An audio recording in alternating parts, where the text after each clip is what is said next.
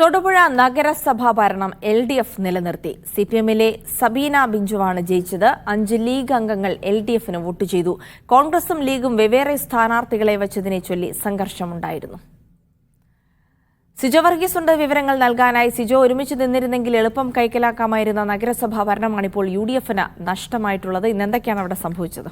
ജിൽസി നഗരസഭാ ചെയർമാനായിരുന്ന സനീഷ് ജോർജ് രാജിവെച്ച ഒഴിവിലേക്കാണ് ഇപ്പോൾ തെരഞ്ഞെടുപ്പ് നടന്നത്. ഈ തെരഞ്ഞെടുപ്പിൽ സ്ഥാനാർത്ഥി ആരാ എന്നുള്ള കാര്യത്തിലൊന്നും ഒരു തീരുമാനത്തിലെത്താതെയാണ് UDF ഈ തെരഞ്ഞെടുപ്പിനെ സമീപിച്ചത്. അതുകൊണ്ട് തന്നെ പ്രധാനമായും അംഗങ്ങൾ കൂടുതലായിട്ടുള്ള ലീഗ്, കോൺഗ്രസ് അംഗങ്ങൾ അവർ വെവ്വേറെ സ്ഥാനാർത്ഥികളെ നിർത്തിയായിരുന്നു. ലീഗിന് 6ഉം കോൺഗ്രസിന് 6 മെമ്പർമാരാണ് ഈ നഗരസഭാ കൗൺസിലുണ്ടായിരുന്നത്. ഇരു വിഭാഗവും ചെയർമാൻ സ്ഥാനത്തെ ചൊല്ലി അവകാശവാദം ഉന്നയിച്ചതോടുകൂടി പ്രത്യേക ഒരു സ്ഥാനാർത്ഥിയിലേക്ക് എത്തിച്ചേരാൻ കഴിയുമില്ല. അതുകൊണ്ട് തന്നെ ഈ തെരഞ്ഞെടുപ്പ് നടക്കുകയും ആ ഘട്ടത്തിൽ അതിനുശേഷം വോട്ട് വീതം കുറഞ്ഞതിനെ സംബന്ധിച്ചുള്ള തർക്കമുണ്ടാവുകയും അത് സംഘർഷത്തിൽ കലാശിക്കുകയും ചെയ്തു. തുടർന്നാണ് LDF സ്ഥാനാർത്ഥി വിജയിക്കുന്ന ഒരു സ്ഥിതിയിലേക്ക് കാര്യങ്ങൾ എത്തിയത്. സബീന ബിഞ്ചുവാണ്, CPMലെ സബീന ബിഞ്ചുവാണ് വിജയിച്ചത്. 14 വോട്ട് നേടുകയും ചെയ്തു. കോൺഗ്രസിലെ ദീപകിന് 10 വോട്ടാണ് ലഭിച്ചിരിക്കുന്നത്. 5 ലീഗ് കൗൺസിലർമാർ LDFന് അനുകൂലമായി വോട്ട് ചെയ്യുന്ന ഒരു സാഹചര്യത്തിലേക്ക് കാര്യങ്ങൾ നീങ്ങുകയും ചെയ്തു. അതാണ് ഏറ്റവും പ്രധാനമായിട്ടുള്ള ഒരു കാര്യം. ഇതുമായി ബന്ധപ്പെട്ടിട്ടുള്ള വാദപ്രതിവാദങ്ങളും ഇപ്പോൾ